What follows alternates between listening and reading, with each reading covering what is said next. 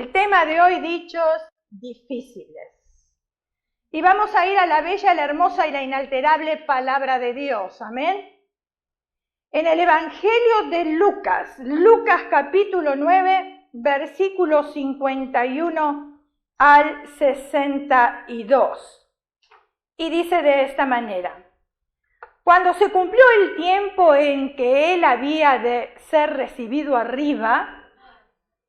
¿De qué nos está hablando aquí? ¿De qué nos está hablando? Cuando llegó el tiempo en el que él había de ser recibido arriba, o sea, la muerte del Señor Jesús, ¿verdad? Muy bien. Afirmó su rostro para ir ¿a dónde? A Jerusalén. Y envió mensajeros delante de él, los cuales fueron y entraron en una aldea de los samaritanos para hacerle preparativos. Mas no le recibieron, porque su aspecto era como de ir a Jerusalén. Samaritanos y judíos no se trataban entre sí. Viendo esto, sus discípulos Jacobo y Juan dijeron: Señor, ¿quieres que mandemos que descienda fuego del cielo como hizo Elías y los consuma? ¡Ay, qué prácticos estos discípulos!, ¿verdad? Querían darle una ayudadita al Señor, como que el Señor no podía hacer nada. ¿Y cuánto nos vemos identificados con los discípulos? Que queremos ayudarle al Señor algunas veces, ¿verdad que sí? No podemos criticarlos a ellos porque somos iguales. Entonces, volviéndose él, ¿quién era él? ¿Quién? Jesús. Les reprendió diciendo: vosotros no sabéis de qué espíritu sois. Versículo 56. Porque el Hijo del Hombre no ha venido para perder las almas de los hombres. ¿Cómo vamos a pedir que se incendien? ¡Fuego! Si el Señor vino para salvar a las almas. Mire, cuando yo paso por algún lugar de esos que leen las manos, ¿ustedes vieron? Casi hay más de esos lugares que iglesias ahora. Es increíble. Entonces, ¿qué es lo que a nosotros como cristianos nos corresponde hacer? ¿Pedir que ese lugar se incendie? ¿O pedir por la salvación de la persona que está obrando en ese lugar? Porque si Dios quisiera incendiarlo, hace así y se consume. Pero nuestra responsabilidad es pedir por la salvación de esa alma. Entonces continúa diciendo el versículo: y se fue a otra aldea, y yendo ellos, uno les dijo en el camino: Señor, te seguiré donde quieras que vayas. ¿Cuántos dijeron esto? Levante la mano los que lo dijeron. ¿Y los otros no lo dijeron? ¡Ay, qué tristeza! Te seguiré donde quieras que vayas. Y le dijo Jesús: las zorras tienen guarida. ¿Qué respuesta tan rara tenía el Señor Jesús? Simplemente el otro le dijo: yo te voy a seguir donde vaya. Entonces, ¿por qué el Señor me está hablando ahora de las zorras? ¿Qué tendrán que ver las zorras en todo esto? Por eso los dichos difíciles. Dice: las zorras tienen sus guaridas y las aves de los cielos nidos. Mas el Hijo del Hombre no tiene dónde recostar la cabeza. ¿Quién es el Hijo del Hombre ahí, en ese pasaje? ¿Quién es? No tiene dónde recostar su cabeza. Escuche bien. Versículo 59. Y dijo a otro: sígueme. Él le dijo: Señor, déjame que primero vaya y entierre a mi padre. ¿Cuántas excusas? ¿Cuántas justificaciones? Ay, yo me veo reflejada ahí, yo no sé usted. Excusas y justificaciones. Jesús le dijo: deja que los muertos... ¡Wow! Esto sí que está fuerte, ¿no? Esto sí que yo no lo entiendo. Deja que los muertos entierren a sus muertos. Y tú ve y anuncia el reino de Dios. Entonces también dijo otro: te seguiré, Señor, pero déjame que despida primero los que están en mi casa. Claro, ¿cómo me voy a ir sin despedirme? Van a pensar que soy mal educado, ¿verdad?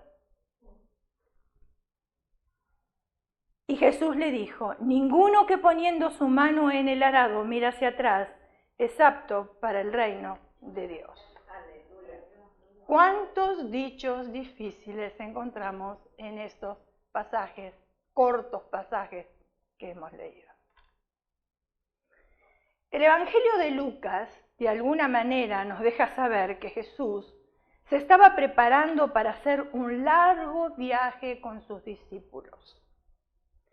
Dice el texto que Jesús afirmó su rostro para ir a Jerusalén. ¿Qué quiere decir con que afirmó su rostro para ir a Jerusalén?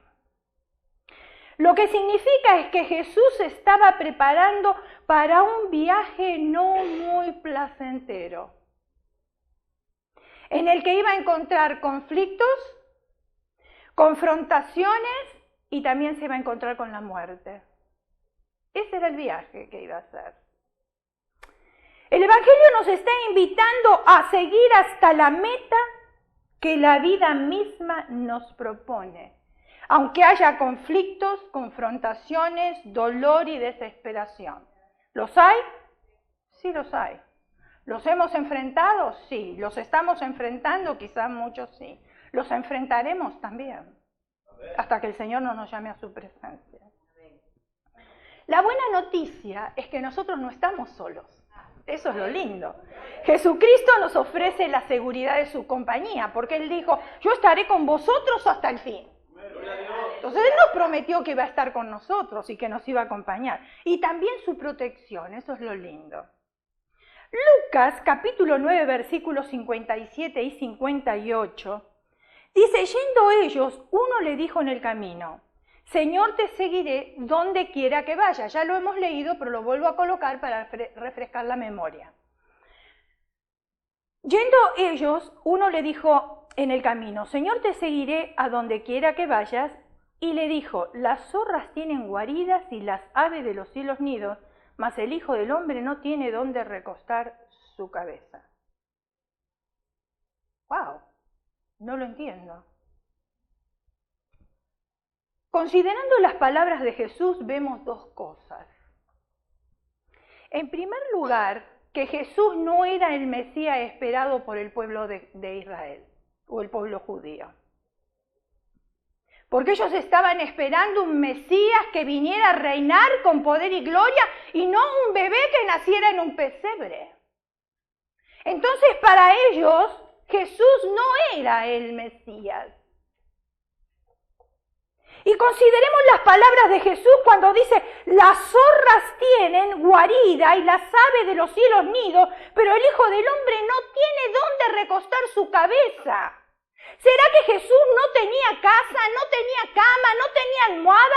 ¿Esto es lo que Jesús quiso decir? Si lo leemos literalmente, podemos decir que sí. Pero ¿qué es lo que Jesús quiso decir? ¿Qué es lo que usted cree que Jesús quiso decir? Se lo voy a explicar porque yo sé que a ustedes les gusta que yo se los explique. Lo que Jesús estaba diciendo, escuche bien, escuche bien. ¿Estás seguro de lo que dices? ¿En verdad quiere unirte a la oposición? ¿A los oprimidos? ¿A los que son perseguidos y no tienen dónde dormir? ¿Te quieres unir a eso? El compromiso de este hombre parece fuerte. Ofrece seguir a Jesús donde quiera. Qué fácil que es repetir palabras. Qué fácil en un momento de emoción expresar cosas que después no se van a aplicar. Y prestemos atención, porque en algún momento de nuestro andar cristiano nosotros hemos dicho esas palabras. En un momento donde el Señor nos respondió una oración o donde nos sanó de algo, entonces ahí, Señor, yo te seguiré donde quieras. O quizás porque nuestro hijo ahora está en el Evangelio, porque nuestros hijos ahora están sirviendo al Señor y entonces parece que en agradecimiento queremos repetir esas palabras, Señor, te seguiré donde quieras. Pero en la primera oposición, nos olvidamos del compromiso que hicimos con el Señor. Jesús concentra su energía en servir más que en su comodidad personal. y espera que sus discípulos, aquellos 12, y estos discípulos hagan exactamente lo mismo. Jesús les estaba pidiendo que soltaran el peso, el exceso de peso que crean las comodidades y la vanidad de la vida. El verdadero valor de la vida se encuentra cuando no tenemos absolutamente nada. Porque no tenemos nada y Dios lo da y entonces ahí lo valoramos.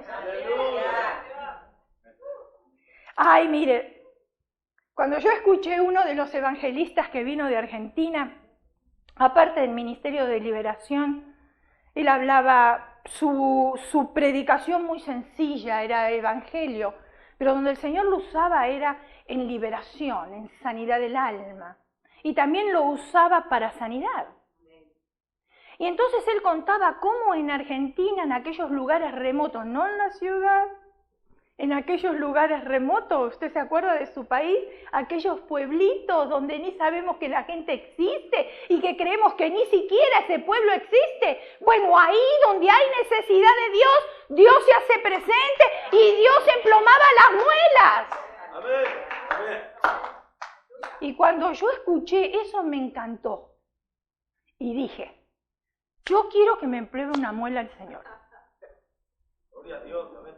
Así de sencillo es. Ahí había necesidad. Y el Señor suplía la necesidad de aquella gente. Veía aquella necesidad. Y el Señor no se hacía ni ciego ni sordo, sino que el Señor se manifestaba con poder. Y aquella gente le daba verdadero valor a la vida, porque tenía dependencia absoluta de Dios. Amén. Gloria a Dios.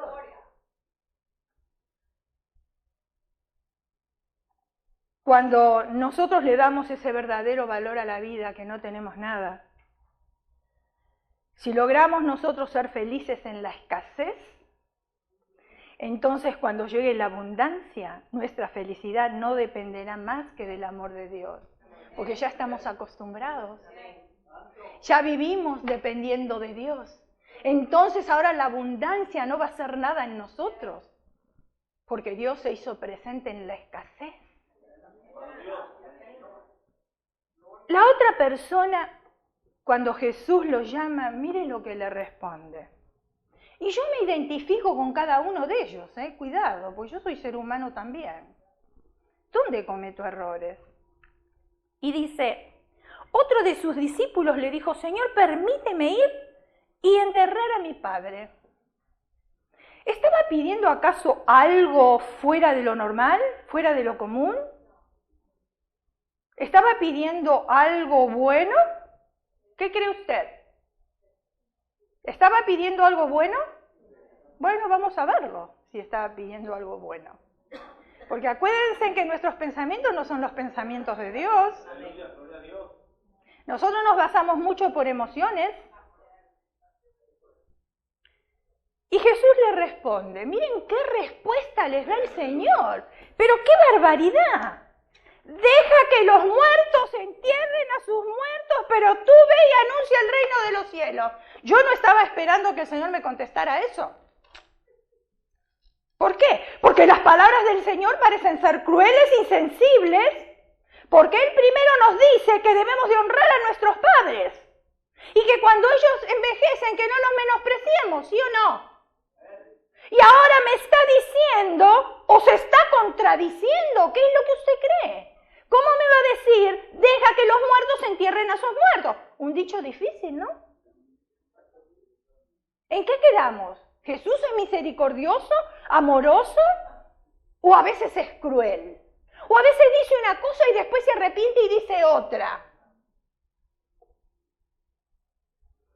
La frase enterrar a los padres, escuchen, en la antigüedad se refería a la obligación sagrada de quedarse en el hogar.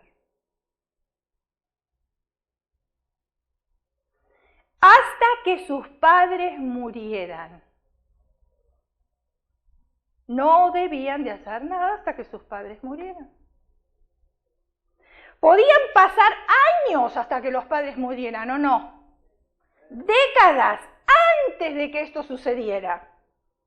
Pero dos expresiones totalmente opuestas hay aquí, encontramos aquí. El discípulo pensando y deseando apartarse del Señor y el Señor pidiéndolo que le siga. ¿Justificaciones? Muchas. Ahora, ¿cómo un muerto puede enterrar a otro muerto? No entiendo, porque si está muerto no se va a levantar. ¿O usted vio algún muerto que se levanta?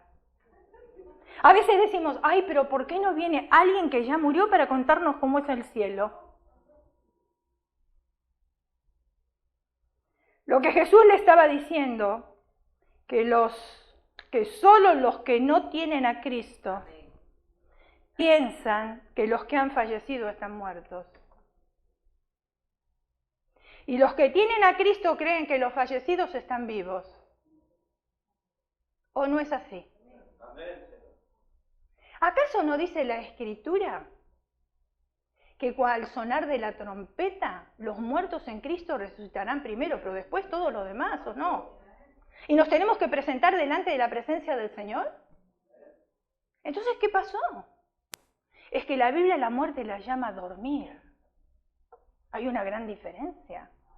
Porque resucitaremos en el día postrero. Eso es lo que dice la Escritura. Lo que aquel hombre le estaba solicitando a Jesús era cumplir con las expectativas de su comunidad. ¿Qué dirá la gente si me voy?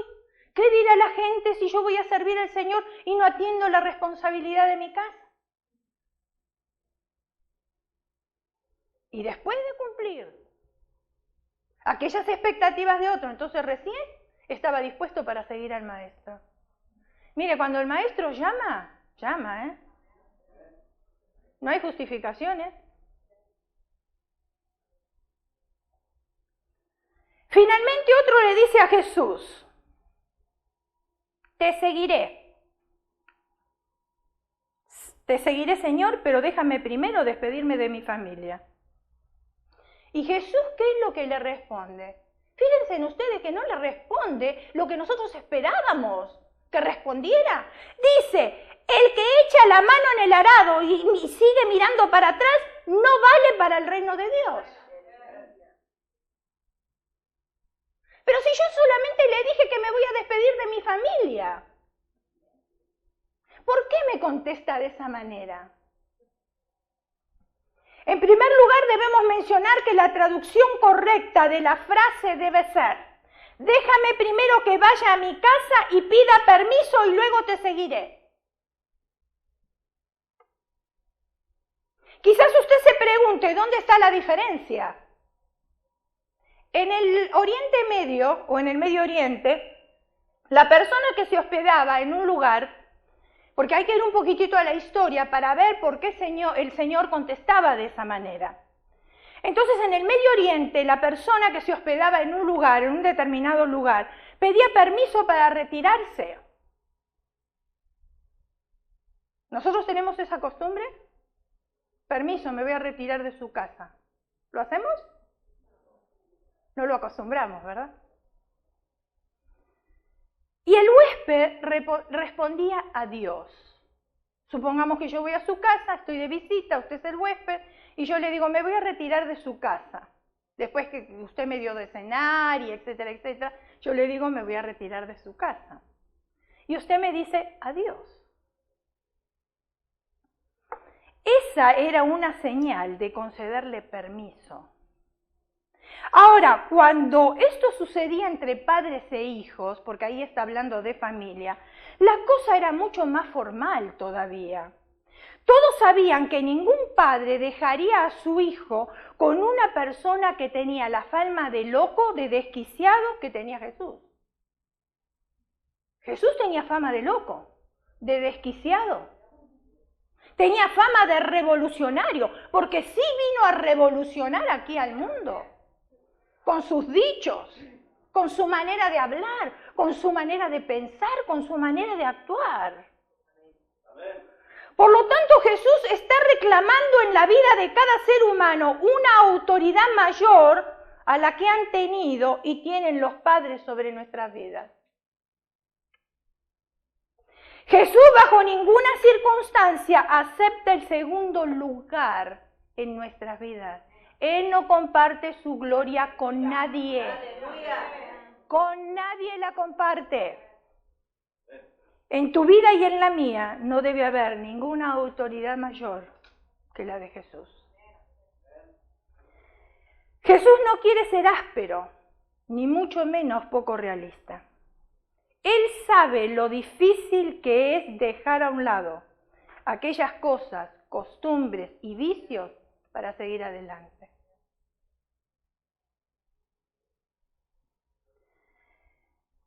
Deberíamos preguntarnos si vale la pena el pagar el precio de nuestra libertad y de nuestra felicidad. Jesús está en búsqueda de hombres y mujeres que estén dispuestos a dejarlo todo, porque en Cristo lo tenemos todo. Pregunta, porque acá sí hay una diversidad de opiniones. Y depende de la iglesia donde yo nací, es la manera de pensar que yo tengo y la que yo creo. ¿Piensa usted que será posible perder la salvación? Recuerde que estamos en dichos difíciles. ¿Piensa usted que es posible perder la salvación? ¿Qué piensa la iglesia cuadrangular, nuestra denominación? ¿Se pierde la salvación o no se pierde? Unos creen que sí se puede perder y otros dicen que no. Hay diversidad. En realidad lo que digan los hombres no cambia la verdad. Lo que sí importa es lo que dice la Biblia y vamos a ir a ella. Juan, capítulo 10, versículos 27 y 28, dice ahí: Jesús dijo, mis ovejas oyen mi voz y yo las conozco y me siguen. Y yo les doy vida eterna y no perecerán jamás, ni nadie las arrebatará de mi mano. Es imposible, escuche bien, no escuchen sus emociones. Si está pensando en otra cosa en este momento, sujete su mente y escuche la palabra de Dios. Porque el enemigo es astuto para distraernos. Es imposible que alguien quite de la mano de Dios a una oveja suya.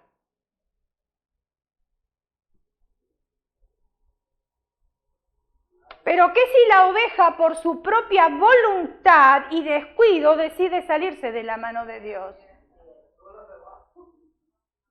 ¿Puede hacerlo la oveja o no? Amén, Señor.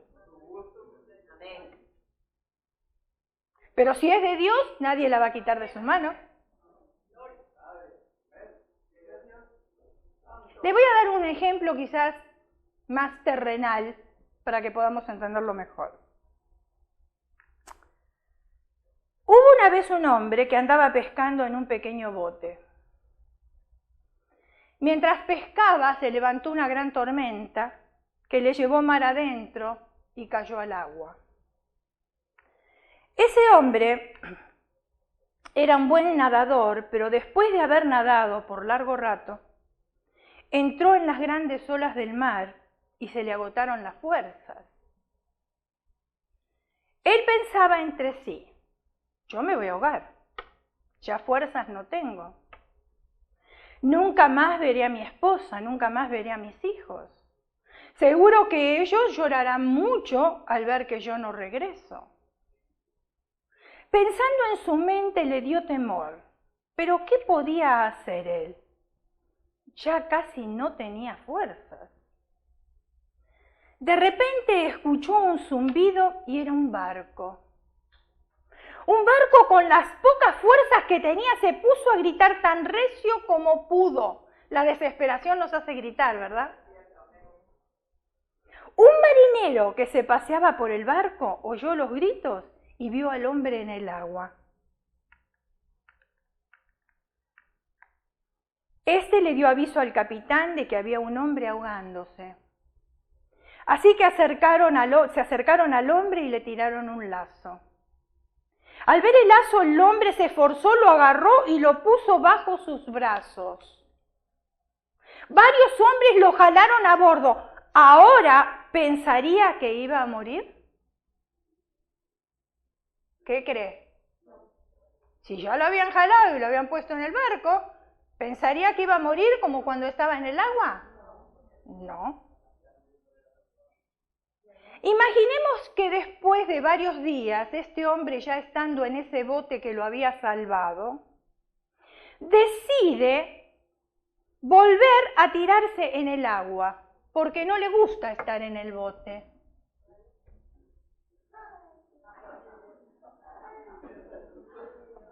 ¿Está revisando su vida? Yo estoy revisando la mía. ¿Qué le va a suceder o qué le sucederá a este hombre? ¿Lo salvaron cuando lo rescataron? Claro que sí. ¿Puede ahogarse ahora? A lo mejor no se ahogue, a lo mejor se lo comió un tiburón. No sabemos. Puede pasar. El mar tiene sus misterios. Mis respetos al mar.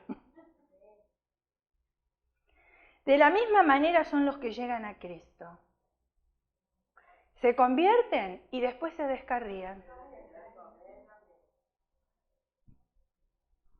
Algunos dirán, no. El hecho de que se desviaron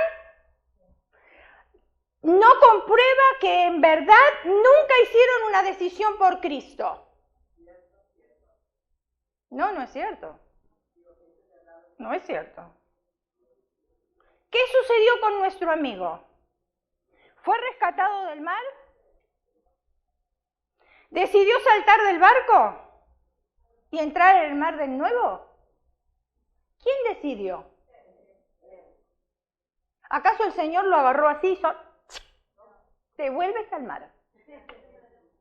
No, él decidió volver al mar, porque no le gustaba el barco. ¿Será que el hecho de que él saltó del barco comprueba que en verdad nunca estaba en el barco? ¿O nunca estuvo en el barco? ¿Estuvo o no estuvo en el barco? Él saltó, pero ¿eso comprueba de que nunca estuvo en el barco? Cristo, hablando a los cristianos, nos dice: el que venciere será vestido de vestiduras blancas, y no borraré su nombre del libro de la vida, y confesaré su nombre delante de mi Padre y delante de sus ángeles. Pero ahí hay una palabra interesante que tenemos que prestarle atención: el que venciere. Por eso dice que el que persevera. El camino no es fácil. El Señor nunca nos prometió un camino de rosa, nunca nos dijo que las cosas iban a ser fáciles. Al contrario, todo lo contrario, que íbamos a tener dificultades, que el enemigo iba a atacar nuestras vidas, que íbamos a tener tiempos difíciles. Pero que el que persevera, ese será salvo. Ahora mi pregunta es, ¿todos perseveran? Aquellos que levantaron un día la mano y dijeron: yo te amo, Señor, tú eres mi Salvador, te seguiré. No, porque la pregunta es, ¿dónde están?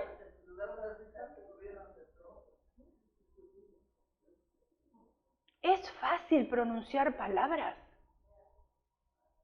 pero qué difícil que es poner en práctica lo que pronunciamos.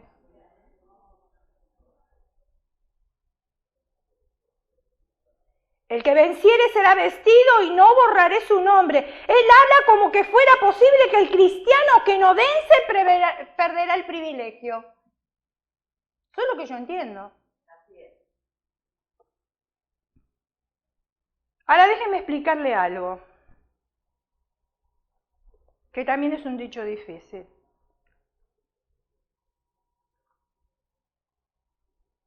El Señor dice: no borraré su nombre del libro de la vida. Entonces la pregunta para usted, que yo le hago a usted es esta. ¿Quiere decir que el día que yo acepté a Cristo como mi Salvador, me escribió mi nombre en el libro de la vida? ¿Qué piensan ustedes? No me diga. Qué fácil que le hacen ustedes. Entonces después nosotros nos descarriamos y el Señor agarra la goma de borrar y nos borra el nombre. ¿Eso es lo que piensan? ¿Eso es lo que creen? Dicho difícil. ¿Cuántos dan por más?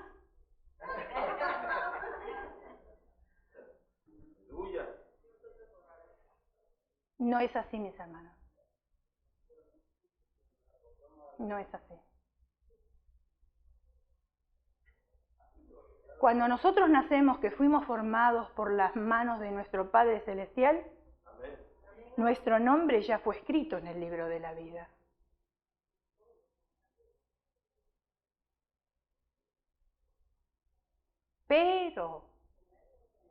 Pero, lo que hablamos anteriormente,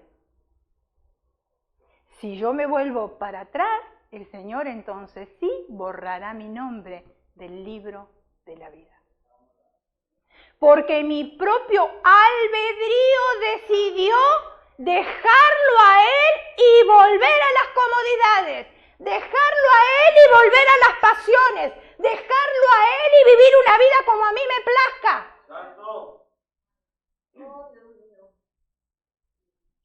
Por eso el que persevera es el que es salvo. Dios no hace acepción de personas. Él vino a salvar al mundo. De tal manera amó Dios al mundo que ha dado a su Hijo unigénito. No murió por unos cuantos nada más. La decisión está en mí si yo quiero ser parte de su reino o yo no quiero ser parte de su reino. Yo siempre les digo a ustedes, Dios no quiere títeres. Porque si quisiera títeres, Él diría, van a hacer esto y lo hacemos, aunque no nos guste, lo vamos a hacer. Porque hay una voz mayor que nos dirige. Una voz de autoridad que no nos podemos volver para atrás. Y ahí no hay opciones, ni excusas, ni hay nada. Si dice arrodíllate, te vas a arrodillar y yo me voy a arrodillar. Porque es una voz de autoridad. Pero el Señor no quiere títeres, sino quiere corazones entregados. Y un corazón entregado, aunque tenga libre albedrío de decidir. Porque todos luchamos con esta carne. ¿A cuánto no les gusta conocer el mundo entero? ¿Cuántos no quisieran ganarse los 250 millones del mega, del loto, del qué sé yo? ¿Del gordo, que todo el mundo está enamorado del gordo?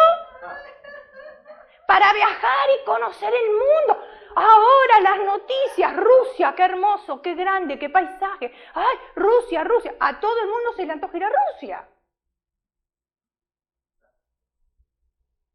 Yo le voy a dar a usted una idea. Usted sueñe que está viajando por el mundo entero y va a ver cómo viaja. Un país por vez. Y no gasta dinero. Fácil. Porque quizás nunca viajaremos por el mundo entero. Pero ¿saben qué? Nos está esperando un lugar ahí arriba. ¡Wow! ¡Qué mundo entero! ¡Qué paisaje de Rusia! ¡Qué paisaje de nuestra patria que quisiéramos volver! No, porque yo aquí en la tierra nunca caminé por mar de oro o calle de cristal, nunca lo hice. Pero ahí arriba sí lo voy a hacer porque el Señor lo prometió. Yo aquí en la tierra nunca tuve una mansión y quizás ni la tenga en mi vida. Ay, pero me está esperando una ahí. ¿Usted quiere ser mi vecino o no?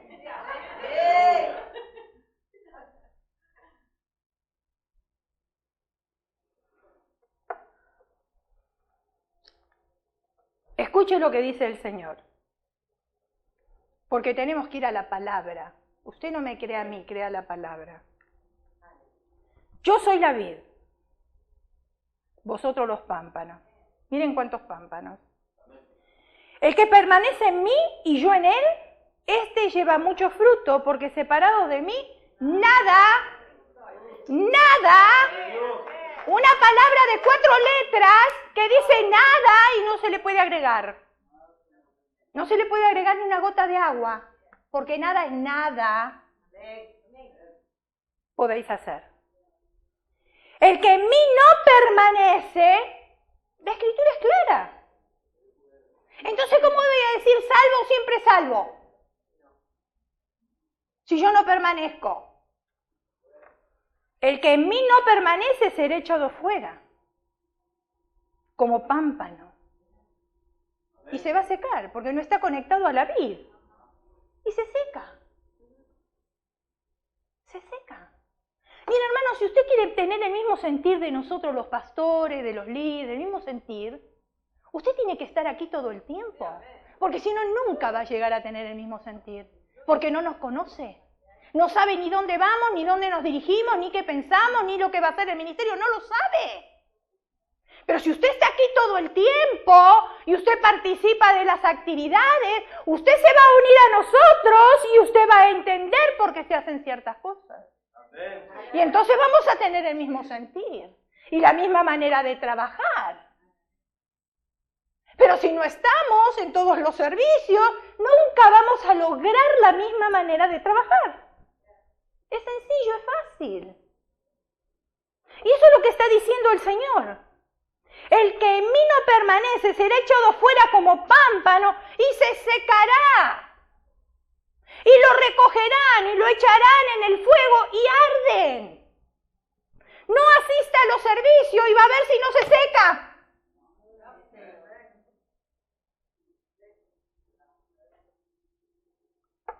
Falte 2 semanas, y no estoy hablando de vacaciones, cuidado, falte por faltar, porque se le antojó faltar.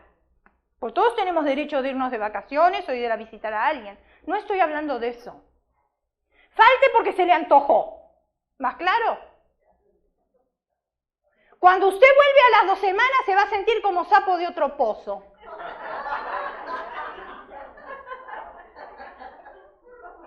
Porque ya se adaptó tanto al pozo de afuera que este pozo de acá adentro...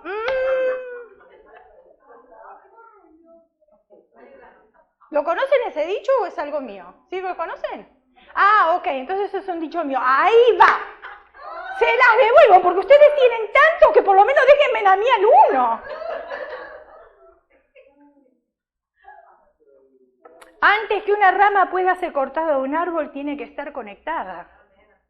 Pues si no, no está cortada, está sola. De la misma manera, uno tiene que primeramente ser conectado con Cristo, o sea, ser cristiano, en otra palabra, para poder ser cortado de Cristo. Mateo, capítulo 18. Este versículo se predica y se predica y se predica y no se pone en práctica. Por tanto, si tu hermano peca contra ti, ve y repréndele estando tú y él solo. No lo digas a la iglesia. Esa es la última parte. La primera. Pero como no tenemos el valor de enfrentar, porque escuchamos chismes y no estamos seguros de lo que le queremos decir al hermano. Entonces mejor se los contamos a otros para que les llegue la información por boca de varios. Pero el que comenzó el chisme se lavó las manos como Pilato y le dejó la responsabilidad al resto de los chismosos. Por tanto, si tu hermano peca contra ti, ve y repréndele estando tú y él solo. Si te oyere, has ganado a tu hermano. Si te oyere, es porque es cristiano. En otras palabras, fácil. Si no te oyeres, ahí viene el final del versículo. Entonces dice, si te oyere, has ganado a tu hermano. Mas si no te oyeres, todavía tiene otra opción. Toma aún contigo a 1 o 2, para que en boca de 2 o 3 testigos conste toda palabra. No va a poder decir, No vino a hablarme, no vino a aclarar las cosas, porque ahora hay 3 que lo saben, o por lo menos 2. No va a poder decir eso. Entonces dice, si no los oyere a ellos, dilo a la iglesia. Ahí está el punto final. Yo primero tomo 2 testigos y no escucha, y entonces después recién voy y paso el chisme a la iglesia. Y si no oyere tampoco a la directiva de la iglesia, ¿qué tengo que hacer? No lo digo yo, lo dice ahí. No lo tengo que tener como cristiano. No lo dice así, pero dice tenlo por gentil y publicano. En otras palabras. En otras palabras, no lo consideren cristiano. Porque a un cristiano lo redarguye el Espíritu Santo. Y todos podemos cometer errores. Pero entonces cuando alguien viene y me hace ver mi error, yo puedo decirle, mire, perdóname. Sinceramente no quise hacerlo así. Y se arreglan las cosas hacia adelante. Pero cuando alguien se empaca y se pone duro, ¿sabe qué es el resultado final? Irse de la iglesia. Porque no quiere entender. Prefieren irse, prefieren escapar, prefieren esconderse. Y van a otra iglesia y mi pregunta es, ¿se sirven de Santa Cena? ¿Cómo harán para servirse y hacer memoria de aquel que murió en la cruz por mí? Esa es mi pregunta. Por eso la Biblia dice, hay muchos debilitados y enfermos entre vosotros, cuando se habla de Santa Cena. ¿Por qué hay muchos debilitados y enfermos? Porque salimos huyendo, no nos vamos bien de un lugar. Y me voy a otro lugar como si nada. Ay, bien tranquila y contenta y me sirvo de Santa Cena. Bendecido hermano, ay, cómo le amo hermano. Ay, el Señor a mí me usa. Y estamos escondiendo algo que es vital.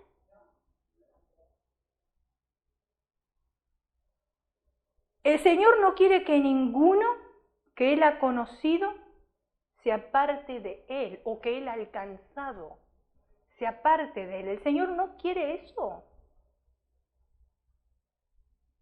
Él no quita del cristiano el libre albedrío. El libre albedrío es un privilegio que tenemos nosotros. Porque si no nos moveríamos como títeres.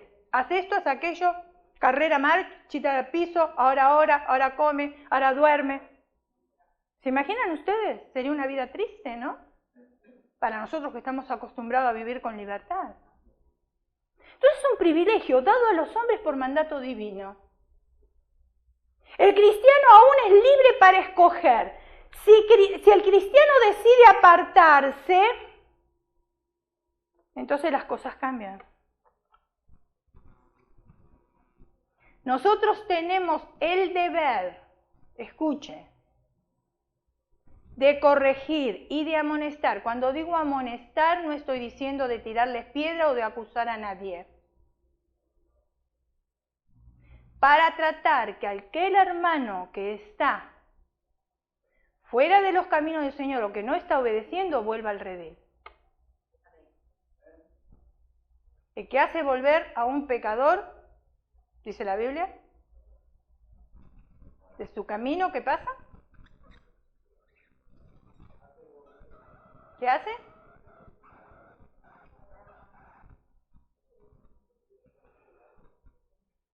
Todas nuestras excusas el Señor las conoce y Él tiene respuestas para cada una de ellas. Dichos difíciles que tienen explicación, porque el Señor los explica. Y se nos hace esos dichos difíciles más claros y más entendibles. Pero para que sean claros y entendibles, yo tengo que escudriñar la palabra. No puedo leer la palabra literalmente, porque la palabra se lee de 5 formas diferentes. Y ya lo hemos dicho aquí muchas veces. Y es hora de que lo aprendamos. Porque literal, cuando nosotros la leemos y leemos literal, hay cosas que no entendemos porque la estamos leyendo mal. Literal. Pero literal es cuando el ángel le dijo a María, tendrás un niño. Literal lo tuvo.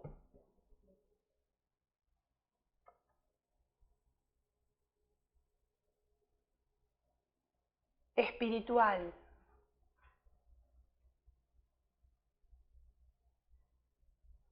El Señor dijo, yo soy la puerta. ¿Será que Él es una puerta? No. Yo soy el camino, quiso decir. Por aquí entran, por mí entran al cielo. Profética. Muchos años, muchos, miles de años atrás fue anunciado el nacimiento de Jesús en Isaías. Y la Virgen concebirá y dará a luz un hijo. Y entre Malaquías y Mateo hubo un espacio de 400 años de silencio. Fíjense en ustedes, ¿cuánto tiempo antes? ¿Fue una profecía que se cumplió? Sí. Cuando baja la paloma y dice, este es mi hijo amado en el cual yo tengo complacencia, es figurativo. Jesús no es ninguna paloma. Entonces por eso caemos en errores, porque no interpretamos la Escritura de la manera que deberíamos de hacerlo. Y por eso no entendemos los dichos. Ahora, cuando viene un dicho que yo no entiendo, ¿qué tengo que hacer? Tengo que escudriñar, ir a la historia, tener un diccionario, buscar otros versículos, para ver que realmente, ¿qué es lo que quiere decir ese dicho? Entonces los dichos difíciles, cuando nosotros los estudiamos, se van haciendo más claros y se van haciendo mucho más comprensibles o entendibles. Cierre sus ojos, incline su rostro y vamos a orar.